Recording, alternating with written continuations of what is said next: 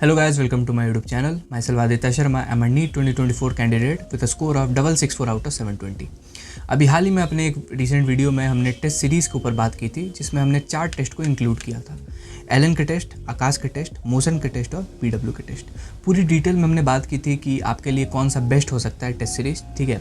क्योंकि कहीं ना कहीं अपने प्रिपरेशन के टाइम पे हमने इन चारों के टेस्ट को अटेम्प्ट किया हुआ है, तो हमें एक आइडिया है, एक्सपीरियंस है और नॉलेज है, जिसके बेसिस पे हम इजीली ये जज कर सकते हैं कि इनके पेपर के लेवल कैसे होते हैं और आपके लिए कौन सा बेहतर हो सकता है, ठीक है।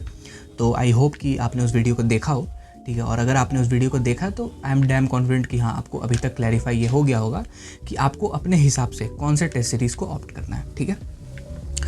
अब हम लोग एक कदम आगे बढ़ते हैं। देखो, जब आप चीज़ों को लॉजिकली सोचते हो और समझते हो ना, तो आपको ये पता चलता है कि किस इंस्टीट्यूट को आप प्रेफर कर रहे हो ये इतना ज़्यादा मैटर नहीं करता, ठीक है। किस इंस्टीट्यूट का टेस्ट सीरीज़ आप ऑप्ट कर रहे हो ये इतना ज़्यादा इम्पैक्ट नहीं डालता आपके फाइनल स्कोर पे, क्योंकि कहीं ना कहीं जितने भी इंस्टीट्यूट्स हैं उनके जो पेपर के लेवल होते हैं, जो पैटर्न होता है वो नीट का ही जैसा होता है ऑलमोस्ट, ठीक है। हाँ, आपस में अगर हम लोग कंपैरिजन करेंगे तो थोड़ा बहुत लेवल जो है ऊपर नीचे हो जाता है, बट ओवरऑल अगर हम लोग सारे इंस्टीट्यूट्स की बात करें तो डिसेंट है सबका लेवल, ठीक है, अच्छा ही है। मैटर ये नहीं करता, मैटर ये करता है कि आप चाहे जिस भी इंस्टीट्यूट का टेस्ट सीरीज़ ऑप्ट करो, क्या आप उनके टेस्ट सीरीज़ को सिंसियरली और सीरियसली अटेम्प्ट कर रहे हो या नहीं, ठीक है। यानी कि उनके आप पेपर्स ढंग से सीरियसली अटेम्प्ट कर रहे हो या नहीं कर रहे हो, ठीक है। और इससे भी ज़्यादा मैटर ये करता है कि आप अपने टेस्ट को अटेम्प्ट करने के बाद उसकी प्रॉपर एनालिसिस कर रहे हो या नहीं। यानी कि सपोज़ आपने कोई प्रैक्टिस सेशन खेला, तो उस प्रैक्टिस सेशन को खेलने के बाद आप ये परख रहे हो या नहीं कि आपसे किस टाइप के शॉट्स मिस हो रहे हैं, है ना। यानी कि आपसे किस टाइप के सवाल, किस चैप्टर के किस टॉपिक के सवाल आपसे नहीं बन पा रहे हैं, ठीक है, जो कि जानना बहुत ज़रूरी है। तो इस वीडियो में, आज के वीडियो में ये पूरा यही रहने वाला है। इसी से रिलेटेड बात होगी कि कैसे आपको प्रॉपर टेस्ट की एनालिसिस करनी है, जिससे कि आपका जो है मार्क्स इंप्रूवमेंट 110% होगा, ठीक है। आप अपने मैक्सिमम पोटेंशियल को रीच कर पाओगे। और ये हम इतने कॉन्फिडेंस के साथ कैसे कर सकते हैं, क्योंकि ये वही तरीका है जो कि हमने खुद अप्लाई किया था अपने प्रिपरेशन के टाइम पर, और हमें जेन्युइन मार्क्स में इंप्रूवमेंट देखने को मिली थी। पहले जो हमारी मार्क्स थी वो 500 से 550 के बीच में स्टक रहती थी। फिर हमने ये तरीका अप्लाई किया तो 650 हम टच कर पा रहे थे अपने मोशन के ब्रह्मास्त्र के टेस्ट सीरीज़ में, ठीक है। तो आइए अब इस वीडियो को बिना देर के स्टार्ट करते हैं और आप लोगों को कैसे प्रॉपर टेस्ट की एनालिसिस करनी है वो सिखाते हैं। अगर हम लोग बात करें पेपर की एनालिसिस की, तो ये आपका 2 हाफ्स में होने वाला है, 2 पार्ट्स में होने वाला है, ड्यूरिंग द टेस्ट और आफ्टर द टेस्ट। अब आप कहोगे यार, टेस्ट के टाइम पे तो हम टेस्ट अटेम्प्ट कर रहे होते हैं, कैसे एनालाइज करेंगे? कर सकते हो।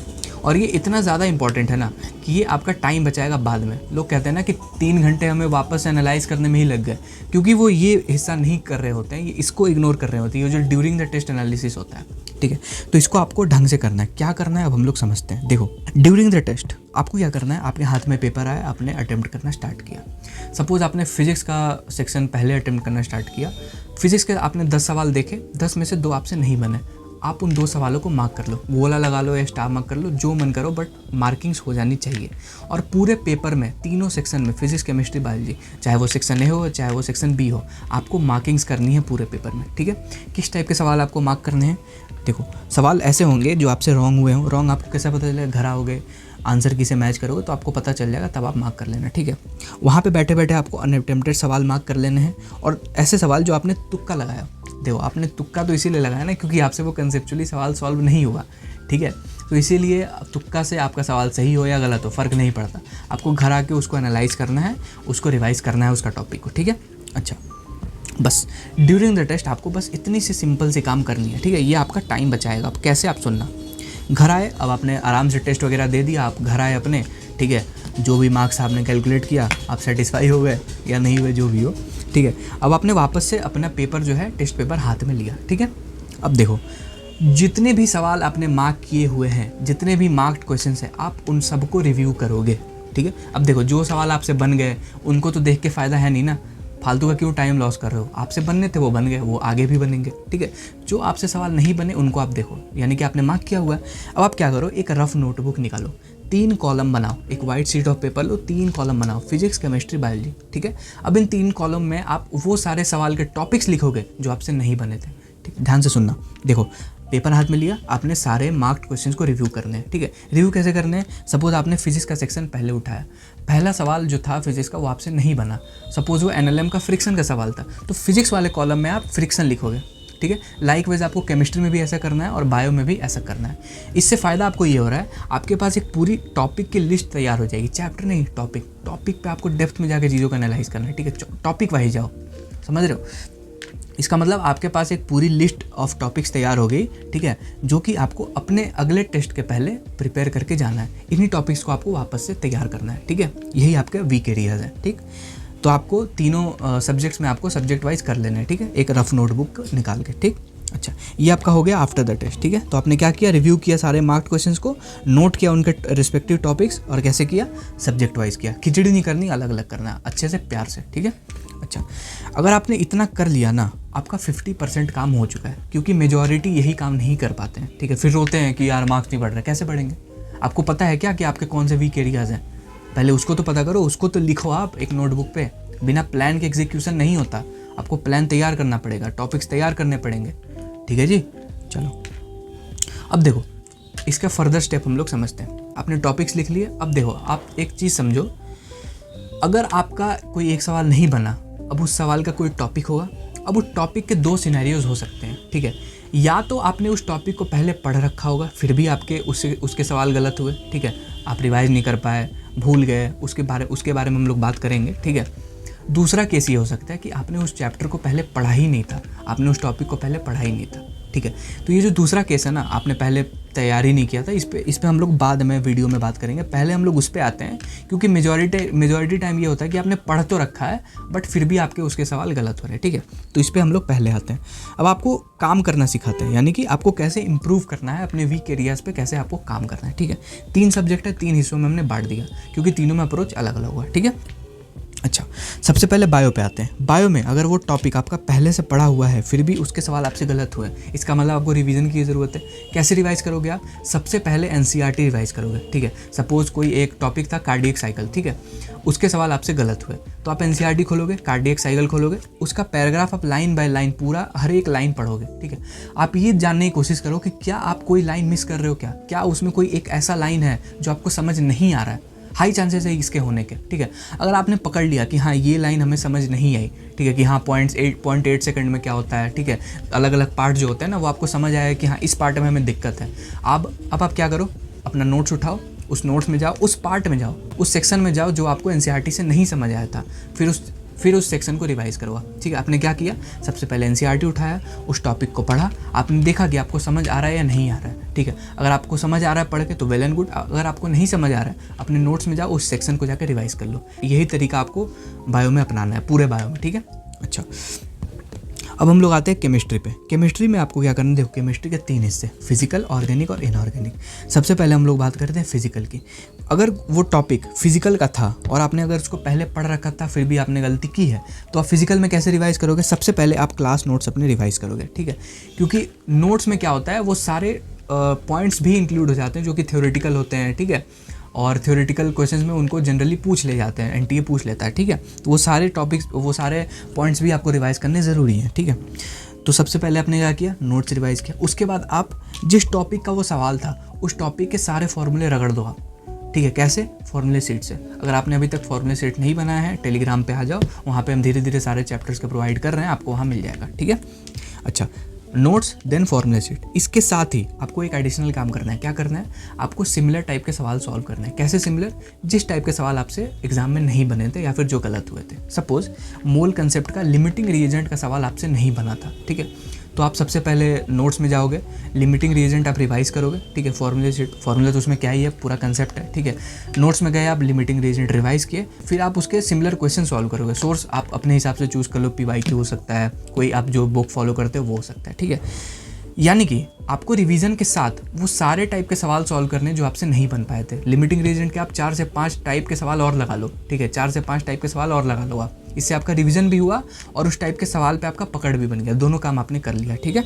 तो ये आपका फिजिकल में पूरा हिसाब रखना है, ठीक है। अब हम लोग आते हैं ऑर्गेनिक पे। ऑर्गेनिक में आपको कैसे अप्रोच करनी है चीज़ों को। ऑर्गेनिक में सबसे पहली प्रायोरिटी जो आपकी होगी वो होगी आपकी क्लास नोट्स। बिल्कुल एनसीईआरटी से ज़्यादा इंपॉर्टेंट आपका क्लास नोट्स है, इस बात को आप गांठ मान लो ऑर्गेनिक में, ठीक है। क्योंकि आप बिना नोट्स पढ़े एनसीईआरटी उठाओगे आपको कुछ भी नहीं समझ में आएगा। बहुत वेग मैनर में उसमें चीज़ों को दी गई हैं, ठीक है, एनसीईआरटी में, जो जनरली नहीं समझ आती है। इनऑर्गेनिक फिर भी समझ आ जाता है, ठीक है। अच्छा, ऑर्गेनिक में आपको एक चीज़ का ध्यान रखना है, अगर किसी रिएक्शन को रिवाइज कर रहे हो उसका मैकेनिज्म के साथ ही आपको रिवाइज करना है, मैकेनिज्म इग्नोर नहीं करने हैं, ठीक है। बहुत लोग मैकेनिज्म इग्नोर करते हैं, कंसेप्चुअल सवाल आ जाते हैं, बैठ के रोते हैं, फिर आपसे नहीं बना, अरे भाई नहीं कैसे बनेगा, तुमने कंसेप्चुअली पढ़ा था चीज़ों को, तो फिर ठीक है कंसेप्चुअली पढ़ो ना पहले प्यारे, ठीक है। अच्छा, रिएक्शन के साथ आपको मैकेनिज्म भी रिवाइज करना है, ठीक। अच्छा, इसके साथ आपको एनसीईआरटी भी देख लेनी है, क्योंकि बहुत से थ्योरेटिकल पॉइंट्स होते हैं जो कि एनसीईआरटी में होते हैं, डायरेक्टली आ जाते हैं। आपको ऐसे मेमोराइजेशन पे ज़्यादा ध्यान नहीं देना इनऑर्गेनिक की तरह, बट आपको पॉइंट्स ज़रूर देखने हैं एनसीईआरटी के, ठीक है। साथ ही यहाँ पे भी आपको सिमिलर टाइप के सवाल सॉल्व कर लेने हैं, जो सवाल आपसे गलत हुए थे उसके टाइप के, ठीक है। अच्छा, अब हम लोग आते हैं इनऑर्गेनिक पे। इनऑर्गेनिक आपका मोर और लेस बायो की तरह होने वाला है। यहाँ पे भी आपकी जो फर्स्ट प्रायोरिटी होगी वो एनसीईआरटी होगी। आपने टॉपिक उठाया, एनसीईआरटी उठाया, जाके देखो कि किस आप उस टॉपिक को ढूंढो एनसीईआरटी में, ठीक है। उसके बाद उस टॉपिक को आप एनसीईआरटी से ही पढ़ोगे। आप देखो कि कौन सा ट्रेंड आपसे मिस हो गया, कौन सा पॉइंट आपसे मिस हो गया, ठीक है, कौन सा वो एक्सेप्शन था, कौन सा एग्जाम्पल था जो आपसे मिस हो गया, क्या वो डेटा थी, ठीक है। ये चीज़ आपको एनसीईआरटी में ढूंढनी है। साथ ही आपको अपने नोट्स को भी एक बार देख लेना है, क्योंकि क्या होता है कि जैसे केमिकल बॉन्डिंग के कंसेप्ट्स होते हैं, कोऑर्डिनेशन कंसेप्ट्स होते हैं, वो नोट्स में अच्छे से हो रहते हैं आपके, ठीक है। तो इन सारे कंसेप्चुअल चीज़ों को आपको नोट्स से देख लेना है, ठीक है। तो आपको यहाँ पे भी एनसीईआरटी और नोट्स को थरोली रिवाइज कर लेनी है इनऑर्गेनिक के लिए, ठीक है। अब हम लोग आते हैं फिजिक्स में। फिजिक्स में अगर आपने उस चैप्टर को पहले पढ़ रखा था, उस टॉपिक को आपने पहले पढ़ रखा था, तो आपको क्या रिवाइज करना है, नोट्स रिवाइज करना है, फॉर्मूले रिवाइज करने हैं, फॉर्मूले शीट्स, और सिमिलर टाइप के सवाल यहाँ पे भी आपको लगा लेने हैं फिजिकल और ऑर्गेनिक की तरह, ठीक है जी। तो ये तो आपका हो गया तब जब आपने उस टॉपिक को पहले पढ़ रखा था, फिर भी आपने गलती की है, तो आपको केवल रिवीजन की यहाँ ज़रूरत है, जो कि कैसे करना है आपको हमने बता दिया, ठीक है। अच्छा, ये जो सारी चीज़ें हैं ना, जो आप पढ़े हुए टॉपिक का जो आप रिवीजन कर रहे हो, ठीक है, अपनी गलतियों के कारण, ये आपका या तो सेम डे हो जाना चाहिए रिवीजन जो है आपका, या तो आपका वेरी नेक्स्ट डे हो जाना चाहिए। इससे डिले मत करना, क्योंकि यहाँ पे आप जितनी जल्दी चीज़ों को कवर करोगे आपका उतना टाइम बचेगा, और ये जो टाइम है ना आप उस चीज़ में लगाओगे जहाँ पे आप चीज़ों को पहले से प्रिपेयर नहीं किए हो, ठीक है, आप समझ रहे हो, ठीक है। तो ये आपका जो है, ये जो आपका रिवीजन है वो आपका या तो सेम डे हो जाना चाहिए, हम जनरली सेम डे ही कर लेते थे, ठीक है, या फिर अगर आप सेम डे नहीं कर पाते हो तो आप इसको अगले दिन सुबह सुबह कर लो, ठीक है, यानी कि दोपहर के पहले आप उसको ख़त्म कर लो बिल्कुल, ठीक है। तो ये आपका हो गया पढ़े हुए टॉपिक्स का हिसाब, ठीक। अब हम लोग बात करते हैं, अगर आपने उस टॉपिक को पहले नहीं पढ़ रखा तो आपको क्या करना है। अब देखो, अगर आपने उस टॉपिक को पहले नहीं पढ़ रखा तो इसका मतलब आपने उसके नोट्स नहीं बनाए हैं, ठीक है, आपने उसके लेक्चर्स नहीं देखे, तो सबसे पहले जाओ जाके लेक्चर्स देखो आप, ठीक है। लंबे लेक्चर्स देखने हैं क्या, नहीं देखने, बहुत अच्छे अच्छे वन शॉट्स आजकल अवेलेबल है यूट्यूब पे, जिससे आपको समझ आए, आप जाके देख सकते हो, ठीक है। अच्छा, तो आपको सबसे पहले क्या करना है, वन शॉट्स देखने, उनके प्रॉपर नोट्स बनाने हैं, क्योंकि बार बार आप वन शॉट्स नहीं देख सकते हो भाई, इतना टाइम है क्या बताओ, ठीक है। वन शॉट देखने, लेक्चर देखने, उसके बाद आपको नोट्स बनाने हैं प्रॉपर, एकदम बिल्कुल अच्छे से नोट्स बनाने, ठीक है। साथ ही आप इस बात की ध्यान ज़रूर देना कि अगले टेस्ट के पहले ये सारे चैप्टर जो आपके कंप्लीट नहीं है वो आप कंप्लीट करके जाओ, वरना फिर इम्प्रूवमेंट का क्या फ़ायदा हुआ, ठीक है। आपको क्या करना है, सपोज आपका वीकली टेस्ट होता है, आज संडे था, आज टेस्ट हुआ, अब अगले संडे टेस्ट है, ठीक है। कितना टाइम मिला, 7वें दिन तो टेस्ट है ना, 6 दिन का टाइम मिला, 6 दिन में आपका ये जितना टॉपिक जो है छूटा हुआ था वो आपका हो जाना चाहिए, ठीक है, आराम से हो जाएगा। ऐसा तो नहीं है ना कि पूरा आधा सिलेबस ही आपका नहीं हुआ पड़ा है, तो आप एनालाइज क्यों कर रहे हो, पहले जाके पढ़ो यार, ठीक है, ठीक। तो आपका जो है अगले टेस्ट के पहले ये सारे टॉपिक्स तैयार हो जाने चाहिए, ठीक है। अच्छा, ये तो बात थी कंसेप्चुअल एरर्स की, क्योंकि कहीं ना कहीं ये जो सारी चीज़ें हैं ना वो आप तब करोगे जब आपके कंसेप्चुअल एरर्स हो, ठीक है। यानी कि जैसे केमिकल बॉन्डिंग का कोई कंसेप्ट था, आपसे गलत हो गया, ठीक है, आप किसी कंसेप्ट को मिसअंडरस्टैंड कर लिए, मिस इंटरप्रेट कर लिए, किसी फॉर्मूले को आप गलत अप्लाई कर दिए, ठीक है, आप समझ नहीं पाए, तो ये सारे कंसेप्चुअल एरर्स में आते हैं, ठीक है। अब हम लोग बात करते हैं सिली मिस्टेक्स की, उसको कैसे इंप्रूव करें, जो कि मेजॉरिटी की दिक्कत है, ठीक है, क्योंकि ज़्यादातर आप लोग सिली मिस्टेक्स ही करते हो, कैलकुलेशन मिस्टेक वगैरह, ठीक है। अब इसको कैसे इंप्रूव करना है इस पर हम लोग बात करते हैं। देखो, एक बात मेरे साथ रिपीट करो, ठीक है, और इस बात को आपको गांठ बांध लेनी है। क्या, सिली मिस्टेक का एक ही तोड़, एरर नोटबुक। क्या बोले हम, सिली मिस्टेक का एक ही तोड़, एरर नोटबुक। आज इसे ही एरर नोटबुक मेंटेन करना स्टार्ट कर दो। अब इस एरर बुक में आपका क्या क्या होगा उसके बारे में हम लोग बात करते हैं। देखो, एरर बुक में आपका क्या क्या होगा, एरर बुक में आप वो सारी चीज़ें इंक्लूड करोगे जो आपके लिए वोलाटाइल है। वोलाटाइल मतलब समझते हो, आपके दिमाग से उड़ जाता है, ठीक है।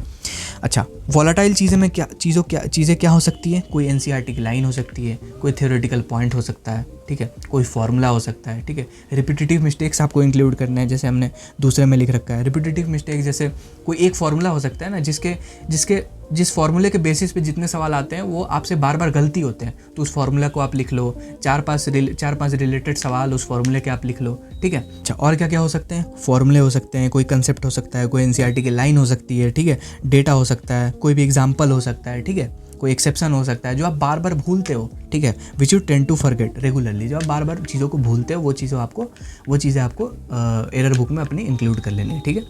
तो इससे आपका 110% सिली मिस्टेक जो है इम्प्रूव हो जाएगा, ठीक है।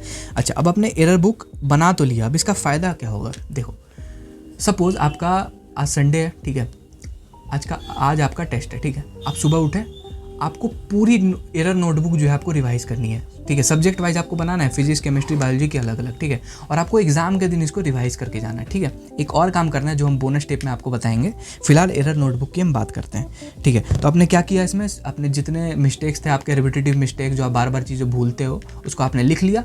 अब इस चीज़ को आपको read this before giving the next test, आपको इसको पढ़ के जाना। आप इससे समझो आपका फ़ायदा क्या हो रहा है। सपोज़ कोई एक चीज़ आप बार बार भूल रहे थे, ठीक है, अगर आप उसको आज टेस्ट के दिन पढ़ के जाते हो, देयर आर हाई चांसेस कि आप उसको नहीं भूलोगे भाई। 70 to 80% चांसेस है, 90% चांसेस है कि आप उसको नहीं भूलोगे। 10% जाने दो, गोली मारो, ठीक है। बट आप इसको धीरे धीरे बार बार चीज़ों को करते हो ना, बार बार आप चीज़ों को देखते हो तो आपके दिमाग में चीज़ें बैठ जाती हैं, फिर आप बार बार नहीं भूलते हो चीज़ों को, ठीक है। तो आपको 1 दिन टाइम लगेगा, 2 दिन टाइम लगेगा, बट आप तीसरे दिन उसको याद करके जाओगे, ठीक है, ट्रस्ट में हमने किया है, ठीक है। अच्छा, तो ये आपका हो गया एरर नोटबुक का हिसाब। अब हाँ, ये आपका पूरा था कि आपको कैसे पूरी एनालिसिस करनी है, कैसे आपको काम करना है, ठीक है, कैसे अपने मार्क्स को आप इम्प्रूव कर सकते हो, ठीक है। तो ये तो आपका पूरा इस चीज़ पे बात थी। अब देखो, बहुत लोग सोचते हैं कि एक कोई रॉकेट साइंस होगा, कोई ऐसा चमत्कार कर दोगे आपका मार्क्स अचानक से ओवरनाइट इंप्रूव हो जाएगा, तो ऐसा नहीं होता। बहुत बेसिक सी चीज़ें होती हैं, बहुत बेसिक से प्रिंसिपल्स होते हैं जिसको कि आपको फॉलो करना होता है, ठीक है, और जो कि हमने भी किया था, और जो किया था वो हमने आपको बता दिया, ठीक है। तो यही चीज़ आपको फॉलो करनी है, ट्रस्ट मी। अगर आप जितनी भी बात हमने बताई है, अगर आप उसको क्रोनोलॉजिकल वे में प्रॉपरली फॉलो करते हो, आपका मार्क्स इंप्रूव होगा ही होगा, ठीक है। इंप्रूव होता है लिख के जाना, नहीं भी होता है लिख के जाना, जिसके चांसेस बहुत कम है, ठीक है। अच्छा, अब हम लोग बात करते हैं अपने तरफ से एक बोनस टिप की, ठीक है। देखो, कहते हैं ना कि चेरी ऑन द केक। अगर आपने सबसे पहले ये सारे जितने भी तरीके हमने बताया, अगर आपने उसको अप्लाई कर लिया, आप फर्दर अगर आप अपने मार्क्स को और इम्प्रूव करना चाहते हो तो आप क्या करोगे, सुनो। आपको क्या करना है, आप जब भी टेस्ट देने जाओ, आप अपना टेस्ट दिए, घर आके एनालाइज करोगे, सब कुछ ठीक है, आप एक काम एक्स्ट्रा कर लिया करो। क्या करोगे पता है, देखो, घर आओ, एक पन्ना फाड़ो या फिर एक कोई कॉपी रखो आप, ठीक है। उस कॉपी में आप नाम रख दो, उसको कुछ भी नाम रख दो, सिली मिस्टेक नोटबुक नाम रख दो, ठीक है। एरर नोटबुक अलग है। एरर नोटबुक में क्या करना है, आपको वो चीज़ें रखनी है जो आप भूलते हो, ठीक है। इसमें आपको क्या करना है, आपको अपनी सारी गलतियाँ लिखनी है जो आप आज करके आए हो, ठीक है। वो आपको कैसे पता लगेंगी, आंसर की से पता लग जाएगा ना, कि अगर आपने ये सवाल गलत किया तो क्यों किया, आपने कैलकुलेशन मिस्टेक कर दी। सिली से सिली मिस्टेक आपको उस पन्ने में लिखनी है भाई, गंदी से गंदी मिस्टेक, ठीक है। अगर आपने 2 या 4 भी गलत करके आए हो ना आप, अगर तो उसमें लिख डालो। आपकी गलतियाँ तो आपके पास ही रहेंगी ना, आप उसको इंस्टा पे थोड़ी स्टोरी थोड़ी लगाओगे, ठीक है। तो खुद से शर्माने की तो कोई बात है ही नहीं, आपके पास ही रहेगी, ठीक है। तो आप उस पेज में क्या करो, सिली से सिली मिस्टेक उसमें लिख डालो, ठीक है। पूरा पन्ना भर दो आप भाई, कोई दिक्कत वाली बात नहीं है, ठीक है। अच्छा, अब आप गलती को कैसे लिखोगे, समझना आप। After every test note down all the committed mistakes. सिली से सिली मिस्टेक्स लिख दो आप, ठीक है, इन अ way of command. Way of command समझते हो, मतलब सपोज आपने कोई कैलकुलेशन मिस्टेक किया तो आप ऐसे नहीं लिखोगे कैलकुलेशन मिस्टेक हुआ था ना, गलत तरीका है। फिर आप क्या लिखोगे, डोंट डू कैलकुलेशन मिस्टेक, ठीक है। आपने सपोज कोई मल्टीप्लिकेशन एरर किया, मल्टीप्लाई में बेसिक सा एरर किया, तो आप क्या लिखोगे, डोंट डू मल्टीप्लिकेशन मिस्टेक, या फिर don't do calculation mistakes while multiplying, ऐसे लिखोगे आप। अब आपका इससे फ़ायदा क्या हो रहा है, आप जब इन सारी चीज़ों को लिख लोगे ना, तो आपको क्या करना है, सपोज आज आपका एग्ज़ाम है, ठीक है।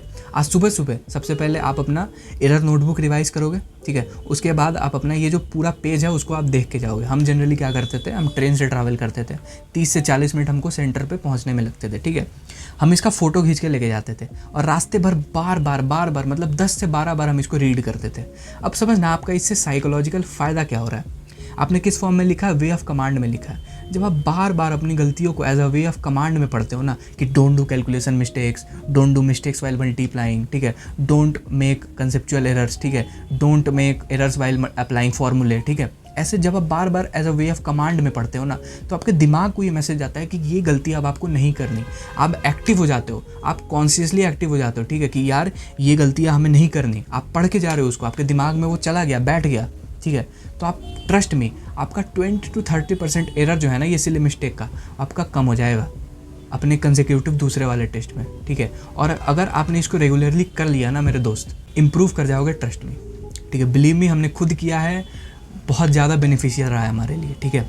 तो आप इन सारे टिप्स को फॉलो करो। लास्ट में हमने एक बोनस टिप भी आपको दे दिया, ठीक है, अपने तरफ से, जो आपके मार्क्स पे 4 चांद लगा देगा, ठीक है, एनहांस कर पाओगे आप अपने मार्क्स को और, ठीक है। तो ये थी पूरी आज की वीडियो जिसमें हमने प्रॉपर एक टेस्ट एनालिसिस की बात की और उस तरीके की बात की जो कि हमने खुद अपनाया था, ठीक है। और आई होप कि आपको ये पसंद आया होगा। पसंद क्या है, आना है भाई, ये बेसिक तरीके ही होते हैं, आप इसको अप्लाई करके देखो, 110% मार्क्स बढ़ेगा, ठीक है, परेशान मत हो, ठीक है। तो फिलहाल के लिए चलते हैं और मिलते हैं अपने अगले वीडियो में। तब तक के लिए बाय बाय, टेक केयर, अपना ख्याल रखें।